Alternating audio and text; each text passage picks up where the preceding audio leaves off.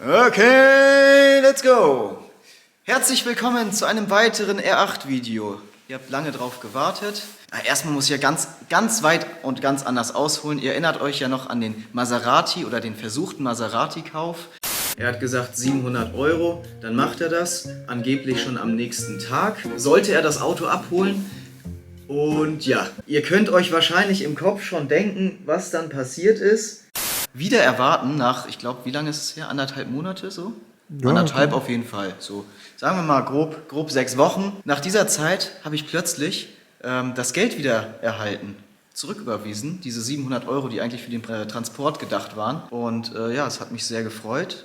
Ich habe trotzdem in dieser ganzen Zeit immer mal wieder eine Nachricht von ihm bekommen, immer mal einen Anruf und ganz komisch. Also es scheint doch kein Betrüger gewesen zu sein. Grüße gehen raus an dich. Falls du das siehst, war eine Fehlvermutung von mir. Keine Ahnung, was sagst du dazu? Guter Kredit für 6 Wochen, ne? Ist gut, ne? Nochmal kurz über die Steuerdings drüber. Aber stelle ich nochmal eine Rechnung, ne? Vielleicht hat er ja Steuerschulden. Als nächstes, genau, gibt es Neuigkeiten. Das letzte R8-Video war ja das komische Geräusch, was da aus der Ölwanne kam. Und da haben mir ganz viele auf meine E-Mail geschrieben. Warte, das Geräusch ging ja weg, wenn man gegen die Ölwanne gefasst hat. Du spürst das, oder? Nee, man kann es ausmachen, das Geräusch.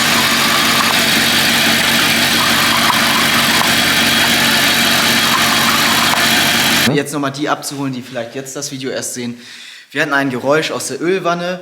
Das ist jetzt ein 2008er. Bis 2010 wurden die Ölwannen einfach so ganz plan gebaut und ab 2010 gab es da so Verstrebungen. Warum die gemacht wurden, ist, weil die Kurbelwelle, also es haben mir ganz viele geschrieben auf meine E-Mail, danke an euch schon mal, irgendwas blende ich euch jetzt auch ein. Es gibt nämlich eine TPI, eine technische Produktinformation von Audi. Das heißt, wenn ein Kunde mit diesem Geräusch zu Audi fährt, dann schrauben die irgendein Blech mit einer Dämmung daran und das Geräusch ist weg.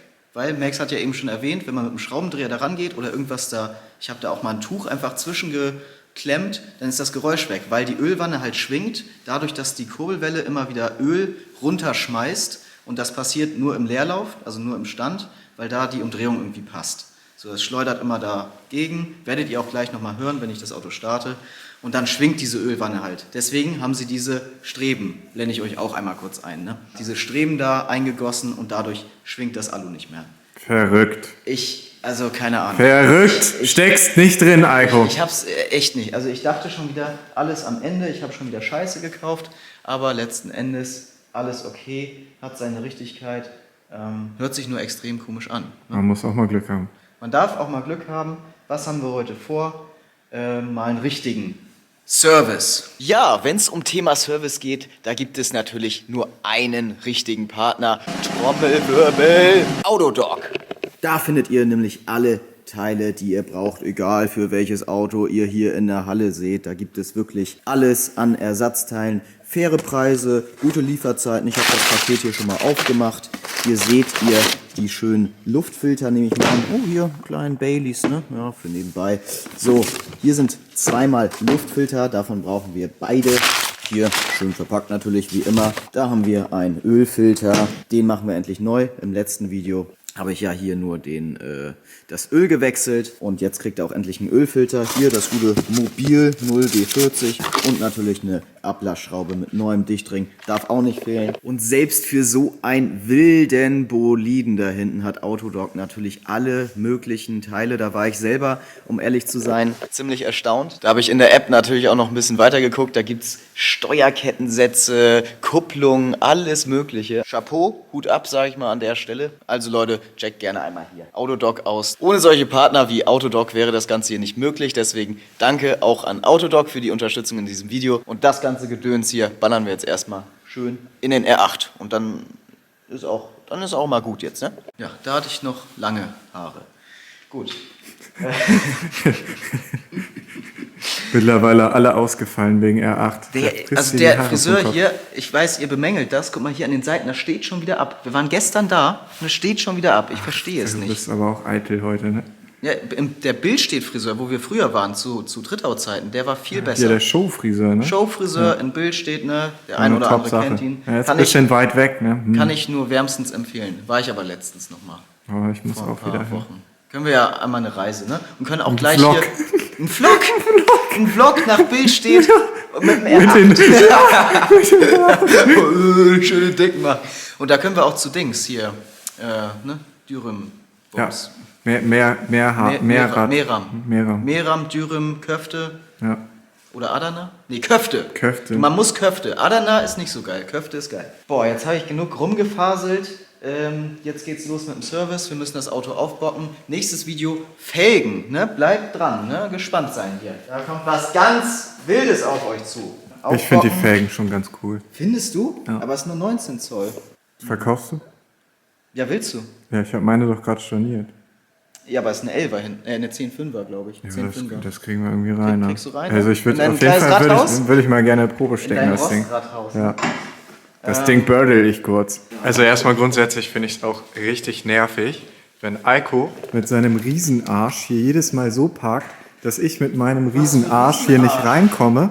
Weil überlegt mal, ihr kommt hier angefahren, sieht auf Kamera alles viel größer aus, als es ist. Ja aussteigen. Aber ja genau, darauf wollte ich gerade hinaus. Man kommt, ja auf Kamera, es wird eh wieder jeder sagen, Das dass ist ich eine nicht fahren Riesenhalle. kann. Dass ich nicht fahren kann, aber es ist Real Talk Fakt, dass wenn du so stehst, man kaum reinkommt ohne fremde Hilfe. Aber du stehst ja absichtlich so, weil du sonst deine Tür dagegen haust immer. Ja, ne? genau. Ich stehe extra dann so, damit ich aussteigen kann.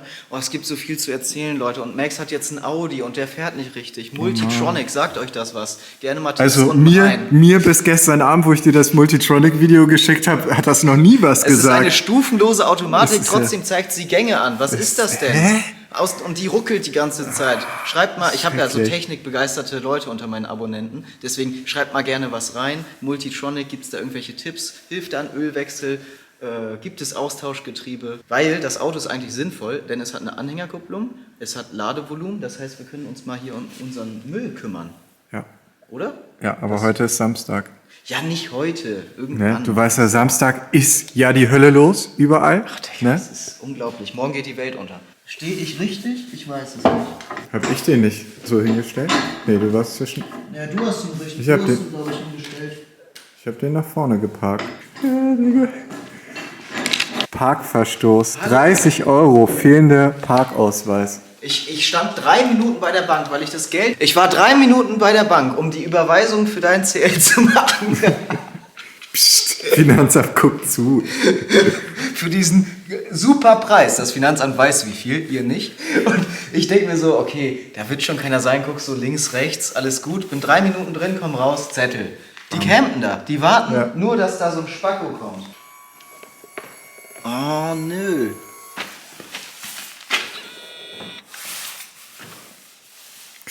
Wenn ich mich jetzt so reinsetze, dann die Tür da drauf.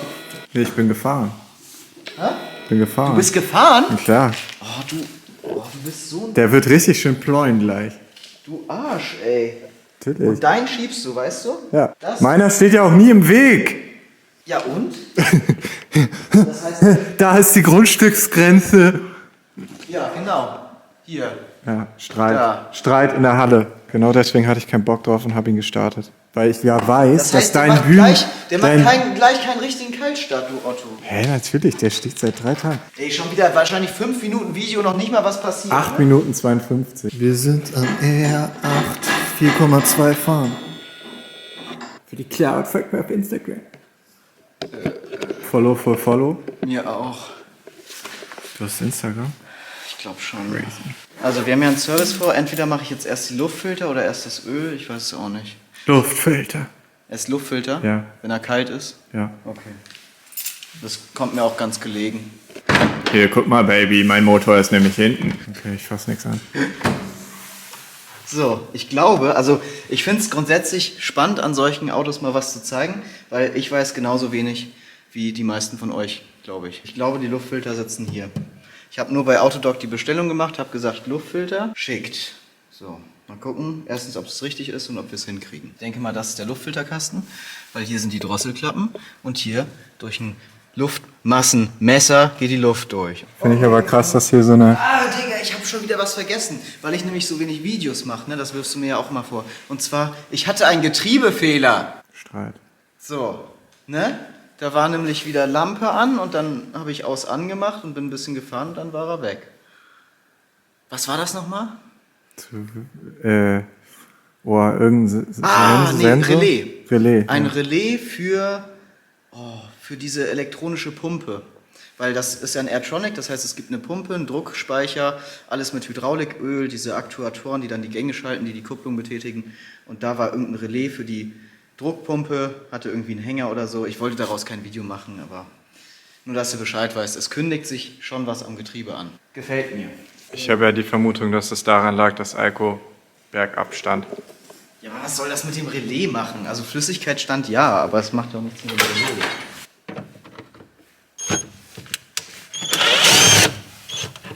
Wahrscheinlich jetzt ganzes Carbon kaputt machen, ne? Guck mal, Baby, mein Carbon ist rissfrei. Mir ist schon was runtergefallen. Wie es schon knackt, ne? Ja, ey, Carbon, größter Müll. Größter Müll. Also bei mir ist es ja sogar einfach nur aufgeklebtes Carbon. Also darunter ist einfach der Originalkasten. Das ist halt so billig. Was? Ja. Oha, das darfst du nicht zu laut sagen. Wieso? Sonst hören das noch die Chayas. Ja, denen zeige ich das zerrissene Carbon eh nicht. Hier sind noch welche. Sam? Ja, hier. Aha, das kostet bestimmt nur 500 Euro. Aber das ist ja alles, das ist ja Vollcarbon, ne? Das ist nicht Ja, das ist so Fake laminiert, wie, ne? Wie Mansuri. Ja. Wild. Max mit dem Adlerauge. Wie viele Vögel werden wir finden? Oha. Streit. Okay. Das sieht ja richtig, Alter, sieht das abenteuerlich aus. Sieht ja richtig abenteuerlich aus. Wo kriegt er denn seine Luft überhaupt? Hier. Alter, das kommt echt von der Seite. Ja, Wow. fancy. Hättest du Also das hier gedacht? so zwei dicke Sportpilze, das würde ich schon extrem fühlen. Aber dann noch mit so einer Hitzeschutzwand, sodass der Motor hier heiß sein kann und ja, egal. Oh, scheiße, hier ist der Auspuff. Scheiß auf, Digga. Digga, die werden so gekocht. Offen. Ja, und aber dann so saugt er ja Sportluftfilter. nur heiße Luft. Ja, ja, ist dumm. Dann hat er 350 Einfach PS. das Ding hier raus. Ich finde, also wirklich no front, Ja. aber halt so die Schrauben, mit denen das fest war und jetzt hier die Schellen, die so aussehen und so. Für mich sieht Audi im Vergleich zum Bentley, obwohl es aus der gleichen Konzerndings kommt, ziemlich billow aus. Ah, das ist doch Quatsch. Du hast doch auch solche Schellen. Nee, Hä? ich habe keine einzige so eine Schelle. Ey, wollen wir deine Motorhaube aufmachen? Da siehst du nur Carbon. Ich zeig dir zwei. Ich zeig dir So zwei. von ein den Quatsch. Da sind nur so, Schellen. Ich zeig dir zwei von den so Schellen. ein Quatsch. Mach deine Motorhaube auf. So, Maxi Boy. 1, Oh, 2. okay, die habe ich noch nie gesehen. Okay, gut. Ach, halt's Maul. Plädoyer beendet. Kein Bock mehr. Boah, da hast du mich jetzt aber geröstet, ne? Ja. Kannst du das rausschneiden? Nee. Oh Mann. Jetzt denken wieder alle, ich bin dumm. Ich finde, wir müssen uns mehr dissen. Ich finde das witzig. Du hast ja schon gut mit Hallo angefangen. Mit wem? Kenno Filigran. Diese doofen Stecker, ne? Warte, Ja. die musst du so So. Oder? immer anders, als man denkt. Man denkt so, das heißt so und dann, ja. Oha.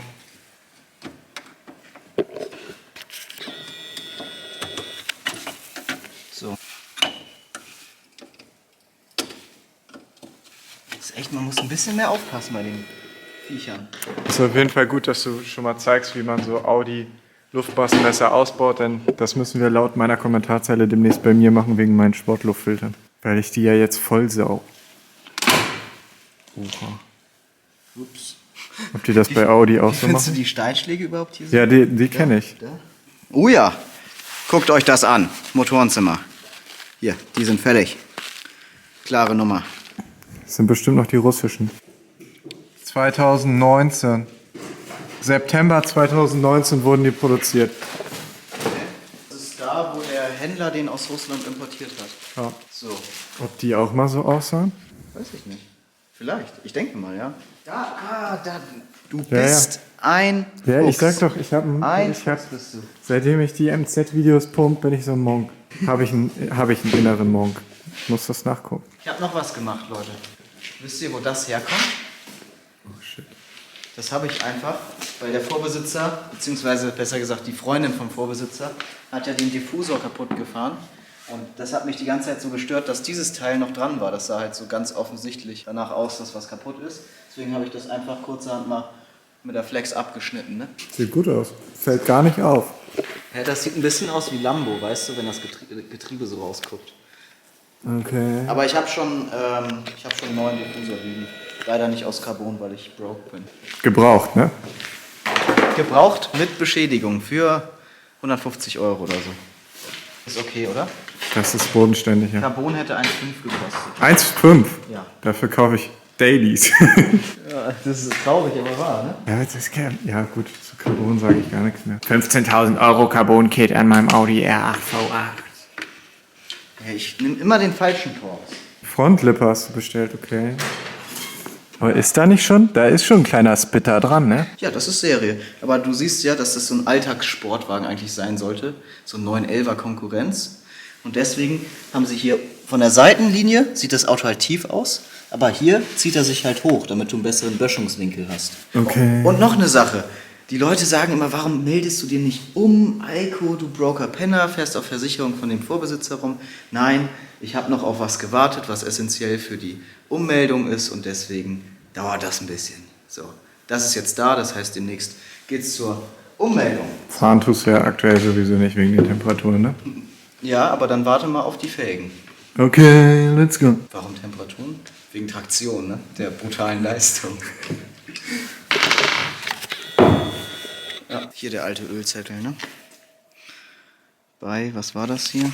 Long Life. Bei 70.000, jetzt hat er über 90. Ja, ist doch entspannt, oder? Nicht so gut, ne? Aber das ist halt Vorgabe, ne? Das ist einfach Vorgabe von links.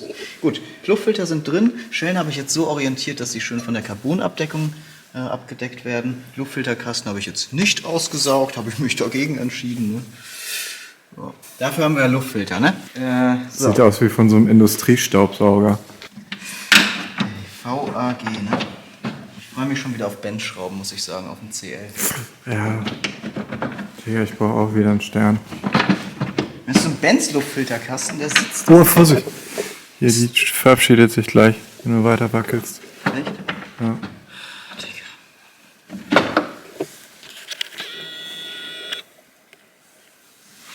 Luftfilter ist drin. Jetzt müssen wir das Öl etwas anwärmen. Du hast noch deinen... Oh, meine Abdeckung. Aber da muss ich, glaube ich, gleich hin, weil da der Ölfilter sitzt, glaube ich. Oha! Guck mal hier. Da sitzt er. Wie soll man den denn rauskriegen? Muss man da die Drosselklappe abnehmen oder was? Ihr seht den Chat, ne? Da ist er. Dann lassen wir mal ein bisschen warm laufen. Das ist die Pumpe. Das ist die Pumpe fürs Airtronic.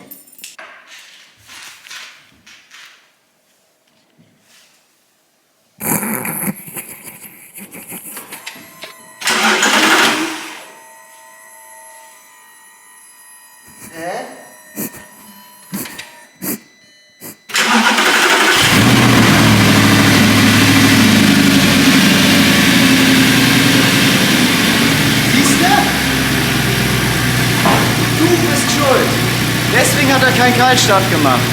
Hört ihr das Geräusch? Ja, ihr kennt das Geräusch. Sonst guckt das andere Video noch an. Ne? Der Motor selber läuft ja gut, ne? Oder findest du auch so nebengeräuschenmäßig, bis auf das mit der Ölwanne? Ist top. Die Einspritzventile so. Die Hochdruckpumpe. Genau so. Der Auspuff so. Der hat eine Auspuffklappe, aber die bringt leider nichts. So, Ölfilter ging so raus, ohne was zu demontieren. Ich hatte schon Angst, dass man die Drosselklappe abbauen muss. Aber ja, so sieht der alte aus. Keine Ahnung, ob man da irgendwas erkennen kann, aber sieht jetzt nicht schlimm aus. Klar, ein bisschen dreckig, ne? Aber es sind keine Späne vorhanden. Nichts, was uns anglitzert. Das ist schon mal gut. Also es ist kein Lagerschaden, das Geräusch, meine Leute, ne? Sonst würden wir hier so messingfarbene Späne sehen. Ist ein bisschen anders aufgebaut, als man das von Mercedes oder so kennt beim Kartuschenfilter. Hier ist irgendwie noch so ein, weiß ich nicht was, Arretierungspunkt. Den musst du mit Motoröl benetzen. Oh Gott.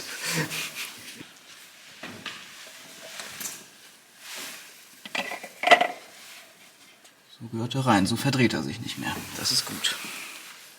Lieben wir. Das ist ein gutes Tinderbild. Selbst ist der Mann. Ein bisschen eine Bentley im Hintergrund. Ja, perfekt. Super. Das ist er. Der Mann fürs Leben. So riecht mein Traummann. Nach Motoröl.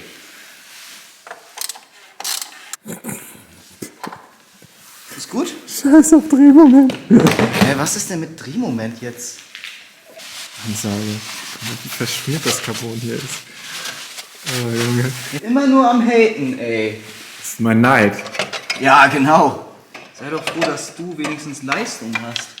Hey, fährt einen Supersportwagen und redet von keine Leistung, Alter. Hä? Oh Mann, aber da sind wir schon wieder beim Thema. Ich vergleiche das ja nicht mit einem Corsa, sondern mit einem Bentley. Doch, kannst sagen. Okay, schaut beim Max vorbei, da seht ihr den nächsten Audi-Service. Vielleicht. Ich habe ja erstmal Hungi noch. Ja, bestellen wir was, komm. Ich bezahle. GG. Ich hab's ja. Was ist eigentlich hier passiert? Bist du schlecht reingekommen oder was? Boah, jetzt können wir wieder coole Sachen zeigen. Das letzte Video, da war ich ja so aufgekratzt wegen dem Geräusch, ne? Jetzt kann ich es euch alles ein bisschen besser nochmal demonstrieren. Hier habe ich mir auch was schon gegengeklebt, ne? Ich konnte es wieder nicht lassen. Aber es hat nicht so viel gebracht, weil je schwerer das Material natürlich ist, desto mehr dämpft es das, diese Schwingung. Und das hat nicht so viel gebracht. Ich glaube, ich hole mir echt mal dieses Teil von Audi. Da ist ja auch eine Teilenummer. Das ist jetzt aber keine gesamte Ölwanne, die du dann neu bei Audi erwirbst, das sondern nur hier so rangeschraubt irgendwie. Und das drückt dann irgendwie mit einer Geräuschdämmmatte dagegen. Okay. Ja. Und was natürlich hier musst du auch bedenken, ich glaube bei diesem Unfall oder diesem Aufsetzen von dem Schutz, von dem Diffusor, ist die Unterbodenpappe hier auch irgendwie abhanden gekommen. Weil normalerweise, siehst du hier die Anschraubpunkte, gehört hier noch eine Unterbodenpappe hin, was natürlich jetzt auch das Geräusch nochmal lauter macht. Aufnahmepunkte hier relativ schön gemacht, finde ich. Sieht gut aus, ne? Ist so richtig eingekreist. Hier gegen Aufsetzen, so ein Schutz. Die sind ja noch gar nicht unterm Auto so richtig. Alter, wow, okay, krass. Sieht ja aus wie ein Elektroauto. Guck mal, wie glatt das ist, ne? Ja. Und hier läuft die Antriebswelle, also die Kardanwelle nach vorne. Ja. Und was auch spannend ist, guck mal, beim ML, hier Formatic, wenn du hier drehen würdest, passiert ja vorne nichts, ne? Genau. Guck mal hier. Oha. Dreht einfach. Krank. Witzig, ne? Aber man kann, habe ich schon in den USA gesehen, einfach die Kardanwelle rausnehmen, das Diff rausnehmen, die Antriebswellen raus, hier so Stummel hinsetzen, damit das Radlager noch richtig angepresst wird. Und dann hast du einen richtigen Hecktriebler. Wäre das nicht geil? So als Umbau? Das wäre komplett wild. Weil der driftet nämlich nicht, also der driftet sich echt schwierig, aber ist natürlich spaßiger, ne? Ja, dann mach aber auch. Kannst du dich dann gerne nochmal drehen auf der A23. So, Max, und jetzt reintreten. Scheiße. Hätte ich fest, Blondie. Aber ist geil, ne? Das ist hier alles Aluminium, ne? Das ist alles Aluminium. Das ist echt krass. Und auch sonst, wie das Auto gebaut ist, finde ich das echt schön gemacht. Mal hier, so wie beim Motorrad, die Dämpfer. Voll cool. Ich will auch so einen Supersportwagen. Ja, kauf doch einen V10, weil du dann mich überbieten kannst. Mit Airtronic? Der schluckt mir zu viel. Der fährt mit 12 Litern. Ja, und der bestimmt mit 14. Ja, aber das das ist schon wieder Sound viel. Und Leistung. Ich rede mal mit Santander. Okay. Hier ist einfach kalt. Ja, wir müssen das Massekabel hier vom Starter, vom Motor abmachen. Hier ist die Ablassschraube vom Ölbehälter. Da kommt viel raus, den als erstes machen. Dann hier an der Ablasswanne, Bums hier, ne, einfach alles ablassen. Und dann sehen wir uns gleich. Ja, Ölwechsel habt ihr eigentlich schon gesehen im letzten R8-Video, von daher sehen wir uns gleich auf der Bahn. Oh. Das macht er die ganze Zeit. Ist ein bisschen dunkler geworden. Ja, dank des schönen, tollen Winters hier in Deutschland. Und ich dachte, ja, das Auto habt ihr quasi gar nicht fahrend so richtig erlebt. Nur einmal kurz in Berlin, da über die Holperpiste. Ich hoffe, das Licht ist so besser. So ist top. So ist gut, ne? Fahren das Auto aktuell gerade noch ein bisschen warm. Und das ist ja quasi jetzt wie eine Spülung, kann man ja sagen, weil ich ja vorher schon mal das Öl gewechselt habe, nur ohne Filter, jetzt mit Filter. War auch echt kein Hexenwert. Also, keine Ahnung. So, oder was sagst du? Ist ja nicht schlimm jetzt an so einem Auto. Nein, ich find's gut. Ich weiß nur, dass der V10 ein bisschen komplizierter ist. Da sind ein paar mehr Ablassschrauben. Das ist gefühlt so eine EXC, falls ihr euch mit Motorrädern auskennt. So hier ein Sieb, da ein Sieb, hier eine Ablassschraube. Boah, Siebe sind nicht cool. Auch wenn wir jetzt Regen haben, wollte ich so ein bisschen euch hier die Emotion dieses heftigen Supersportlers etwas rüberbringen. Und Hast ja auch viel mit Vorurteilen zu kämpfen, ne? Von Richtig. wegen V8.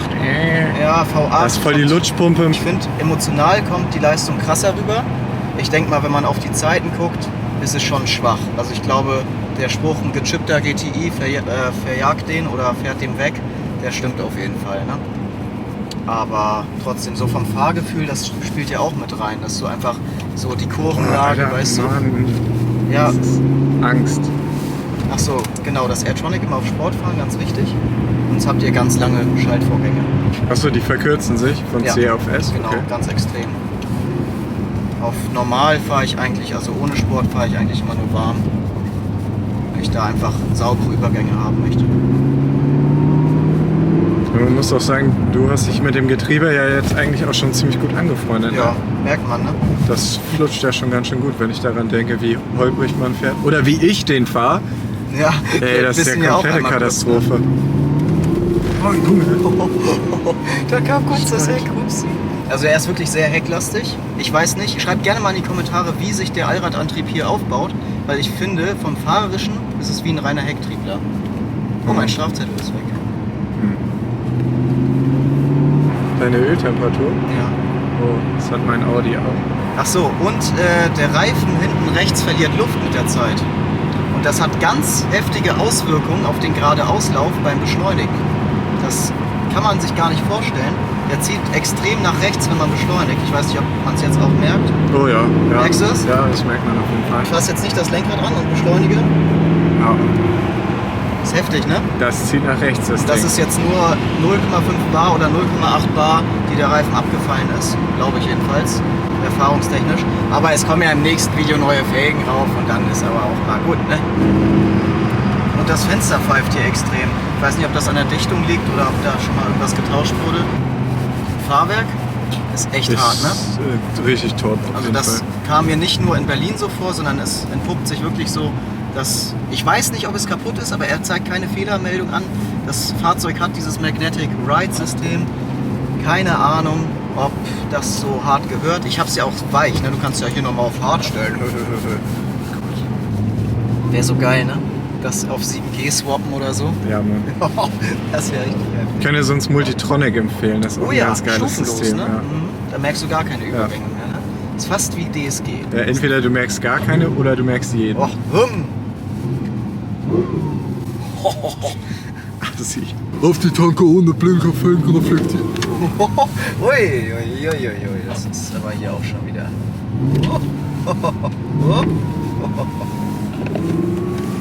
Weil das Auto, ich bin natürlich auf nasser Fahrbahn, habe ich schon ein bisschen mal ausgetestet, was geht.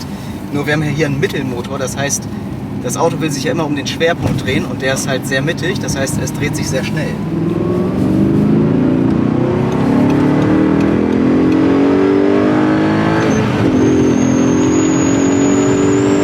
Ja, ist natürlich immer schwierig, solche Fahreindrücke, Emotionen zu übermitteln, aber ich denke mal, ihr kriegt einen relativ guten Eindruck. Aber es ist immer ein Erlebnis, oder? So ein bisschen Sportwagen-Feeling hier. Ja, ich find's top. Das ist Also, witzig, wär auch so ein oder? Ding. Ich denke mal, Leute, die sich jetzt überlegen, soll ich mir sowas holen oder nicht? Ich kann es eigentlich nur empfehlen, muss ich sagen. Weil die Airtronic, klar, ist die ein bisschen hakelig und so, aber das ist halt auch kein Alltagsauto.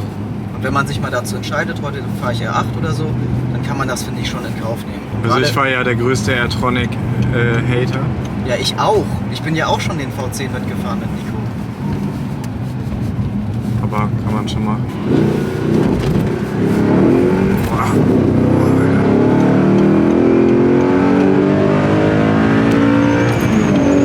Ja, es schiebt schon echt ganz gut, ne? Also wenig Leistung hat er jetzt nicht, muss man einfach so sagen. Es fühlt sich nach mehr an, ne? Okay, ab geht's in die Halle, lasst ein Like da, wie immer. Ich hoffe, euch hat das Schraubervideo mal wieder gefallen. Im nächsten Video gibt's die Felgen endlich und ja, lasst ein Algo-Kommi da. Schaut bei Max vorbei, ne? Audi-Service, auch spannend. Oh Gott, das muss man ja jetzt auch noch machen. Ja, das kommt auch noch. Scheiße. Weißt du, was wir auch noch machen müssen? Essen. Felgen. So. Oder bist du morgen auch da? Nee. Ja, morgen bist du nicht da, ne? Nee, morgen ist Feiertag. Ja, müssen wir noch eben Felgen, aber Felgenvideo bringt ja Spaß. Und dann machen wir eben den Service und dann geht's in den Funpark. Woo! Turn up! Tschüssi!